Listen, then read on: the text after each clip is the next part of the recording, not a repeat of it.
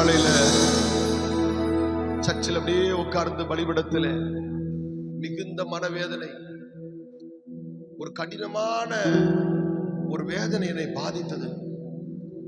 அப்படியே சோர்ந்து போய் அன்புக்காக ஏங்கினவனா இந்த மாலையில சர்ச்சில் வந்து உட்கார்ந்தேன். அப்படி மாலையில வந்து உட்காரும் பொழுது, ஆண்டவரே இந்த உலகம் இப்படி இருக்கிறது என்று நினைத்த போது ஆண்டவர் சொன்னாரு, எல்லாவற்றை காட்டிலும் என் அன்பு உனக்கு போதும் என்று சொன்னார். அப்பொழுது என் வாயிலிருந்து இந்த வரிகள் புறப்பட ஆரம்பித்தது. அம்மாவின் பாசத்திலும் உன் பாசம் மேலானது, என் அப்பாவின் பாசத்தில் உங்க பாசம் மாறாத பாசம். அந்த பாசம் மட்டும்தான் மாறாத பாசம், அது மறையாத பாசம், அது நிரந்தரமான பாசங்கிறத நான் அறிஞ்சுக்கிட்டேன். கையை தட்டி ஒரு ஆமென் சொல்லுங்க. ஆமென், ஹல்லேலூயா, ஹல்லேலூயா. அப்படியே சேர்ந்து பாடலாமா?